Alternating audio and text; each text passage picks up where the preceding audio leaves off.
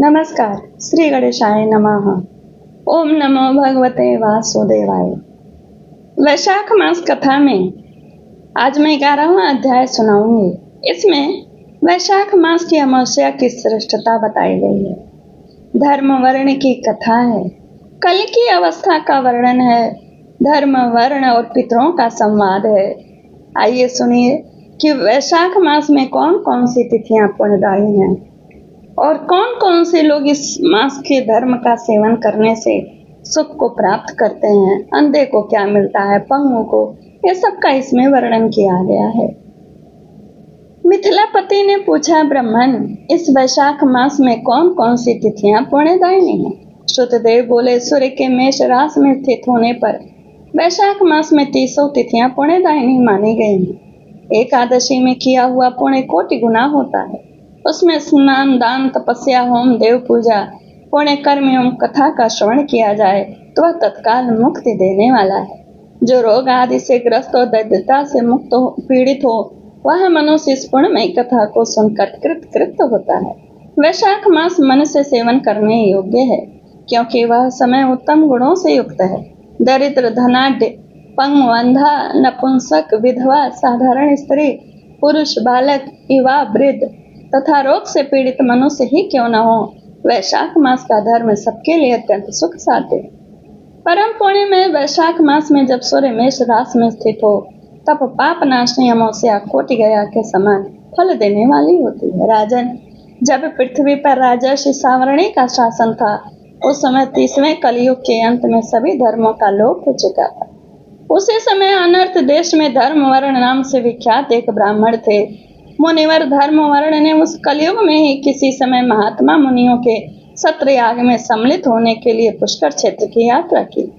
वहां कुछ व्रतधारी महर्षियों ने कलयुग की प्रशंसा करते हुए इस प्रकार कहा था, सतयुग में भगवान विष्णु को संतुष्ट करने वाला जो पुण्य 1 वर्ष में साध्य है, वही त्रेता में 1 मास में और द्वापर में 15 दिनों में साध्य होता है। परंतु कलयुग में भगवान विष्णु का स्मरण कर लेने से ही उससे 10 गुना पुण्य हो जाता है। वह जो पुण्य होता है वह 10 गुना होता है। कल में बहुत थोड़ा पुण्य भी कोटि गुना होता है। जो एक बार भी भगवान का नाम लेकर दया दान करता है और दुर्भिक्ष में अन्न देता है, वह निश्चय ही ऊर्ध्व लोक में गमन करता है।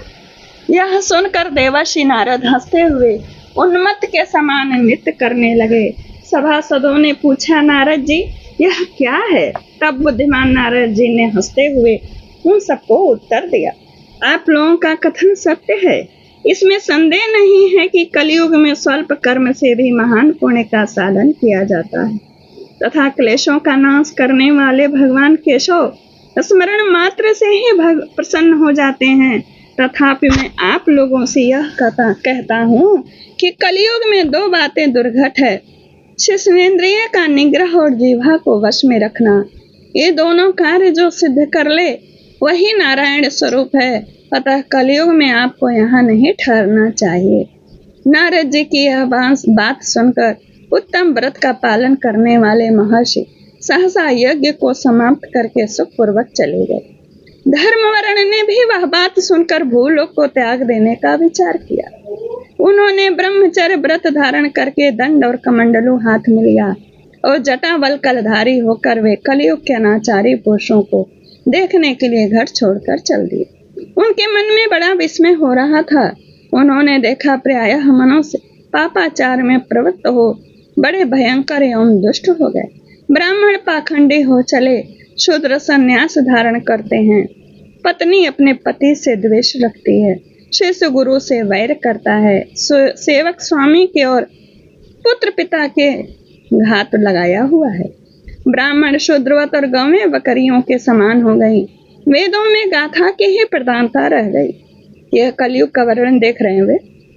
शुभ कर्म साधारण लौकिक कृत्यों के ही समान रह गए। इनके प्रति किसी की महत्व बुद्धि नहीं है। सब लोग भूत प्रेत पिशाच आदि की उपासना करने लगे। मैथुन में आसक्त और उसमें आसक्त होकर प्राण देने लगे। सब लोग झूठी गवाही देते, मन में सदा छल और कपट भरा रहता।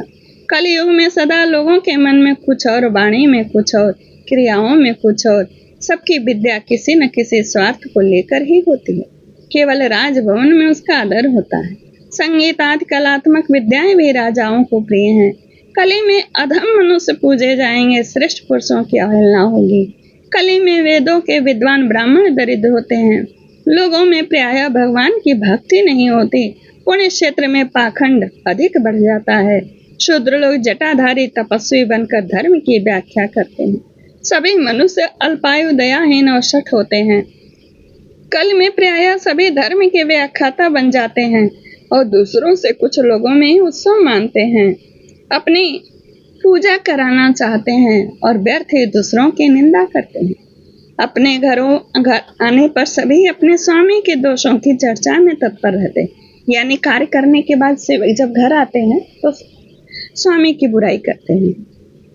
कली में लोग साधुओं को नहीं जानते, पापियों को ही बहुत आदर देते। दुराग्रही लोग इतने दुराग्रही होते हैं कि साधु पुरुषों के एक दोष का भी ढिढोरा पीटेंगे। असाधु के 1000 अवगुण को गुण में परिवर्तित करके बखान करेंगे। जैसे पानी में रहने वाली जोंक प्राणियों के रक्त पीती है, जल नहीं पीती, उसी प्रकार जोंक के धर्म से संयुक्त हो मनुष्य दूसरे का रक्त चूसते हैं।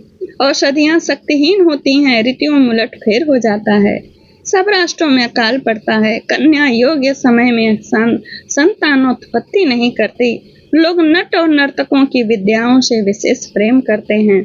जो वेदांत की विद्याओं में तत्पर और अधिक गुणवान हैं, उन्हें अज्ञानी मनुष्य सेवक की दृष्टि से देखते हैं। वे सब के सब भ्रष्ट होते हैं। कली में प्रायः लोग श्राद्ध कर्म का त्याग करते हैं, वैदिक कर्मों को छोड़ बैठते हैं।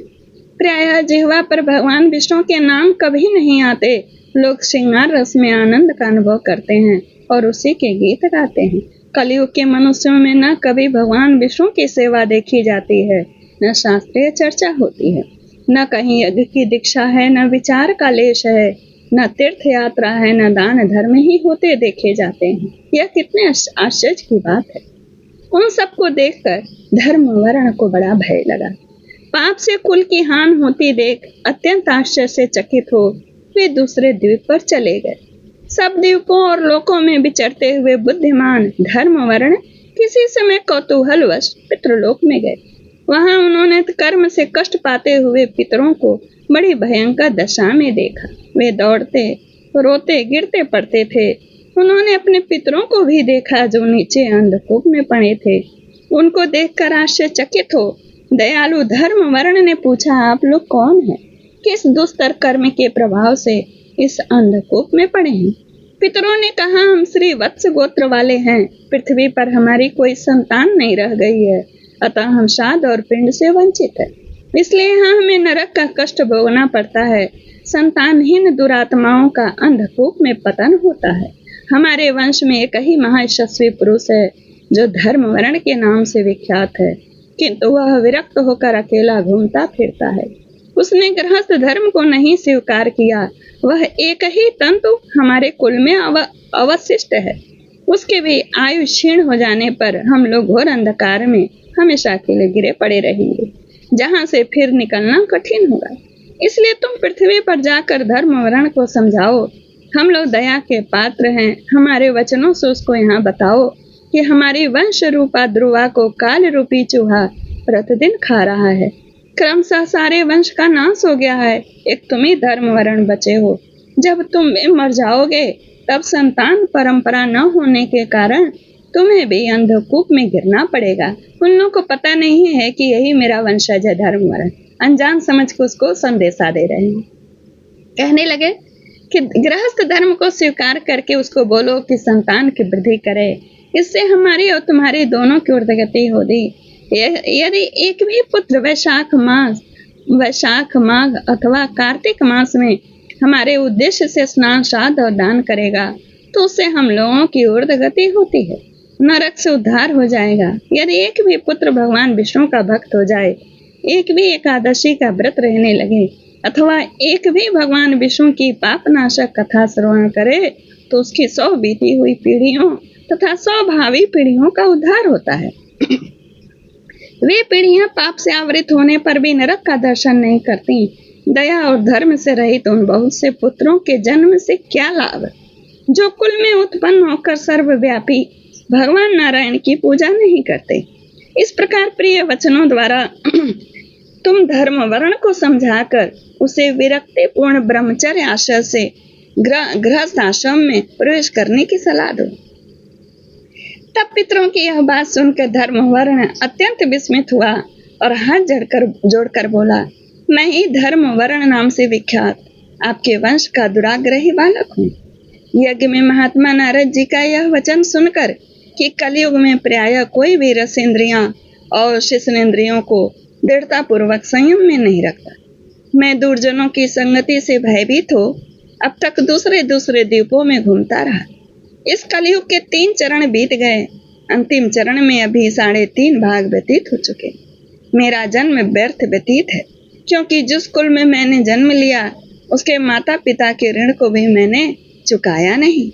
पृथ्वी के भार रूप इस शत्रुतुल्य पुत्र के उत्पन्न होने से क्या लाभ, जो पैदा होकर भगवान विष्णु और देवताओं तथा पितरों की पूजा न करे। मैं आप लोगों की आज्ञा का पालन करूंगा। बताइए पृथ्वी पर किस प्रकार मुझे कलयुग से और संसार से भी बाधा नहीं प्राप्त होगी। तब धर्मवर्ण की बात सुनकर पितरों के मन को कुछ आश्वासन मिला और वे बोले, बेटा तुम गृहस्थ आश्रम स्वीकार करके संतानोत्पत्ति के द्वारा हमारा उद्धार करो। जो भगवान विष्णु की कथा में अनुरक्त होंगे, निरंतर श्री हरि का स्मरण करेंगे, सदाचार का पालन करेंगे, कलयुग बाधा नहीं देगा। जिसके घर में शालग्राम शिला महाभारत की पुस्तक होगी, कलयुग बाधा नहीं देगा। वैशाख मास के धर्मों का पालन करता है, जो माघ स्नान में तत्पर हो, कार्तिक में दीप देता है, उसे भी कल की बाधा नहीं प्राप्त करता है। जो प्रतिदिन महात्मा भगवान विष्णु की पाप नाशक एवं मोक्षदायिनी दिव्य कथा सुनता है, जिसके घर में बलि वैश्व देव होता है, शुभ करणी तुलसी स्थित होती हैं तथा जिसके आंगन में उत्तम गौ रहती है, उसे भी कलयुग बाधा नहीं देता। अतः इस पापात्मक युग में भी तुम कोई भय नहीं है, तुम्हें भय मत खाओ। बेटा शीघ्र पृथ्वी पर जाओ। इस समय वैशाख मास चल रहा है, यह सब उपकार करने वाला मास है।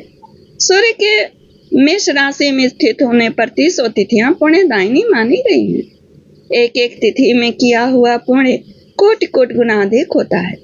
उनमें भी जो वैशाख मास की अमावस्या तिथि है, वह मनुष्य को मोक्ष देने वाली है। देवताओं और पितरों की वो बहुत प्रिय है, शीघ्र ही मोक्ष की प्राप्ति कराने वाली है। जो उस दिन पितरों के उद्देश्य से श्राद्ध करते हैं, जल से भरा हुआ घड़ा एवं पिंड देते हैं, उन्हें अक्षय फल की प्राप्ति होती है।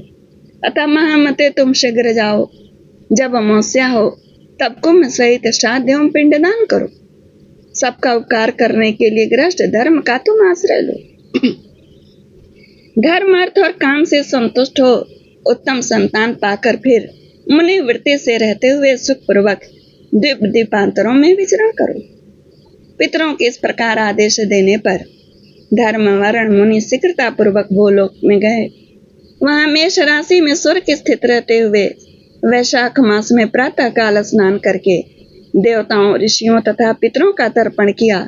फिर कुंभदान सहित पाप विनाशक श्राद्ध करके उसके द्वारा पितरों को पुनरावृत्ति रहित मुक्ति प्रदान की। तत्पश्चात उन्होंने स्वयं विवाह करके उत्तम संतान को जन्म दिया और लोक में इस पाप नाशनी अमावस्या तिथि को प्रसिद्ध किया। तदंतर वे भक्ति पूर्वक भगवान की आराधना करने के लिए हर्ष के साथ गंधमादन पर्वत पर चले गए। इसलिए वैशाख मास की अमावस्या तिथि परम पवित्र मानी गई है। यह अध्याय यहीं पूर्ण होता है। नमस्कार, जय श्री कृष्ण।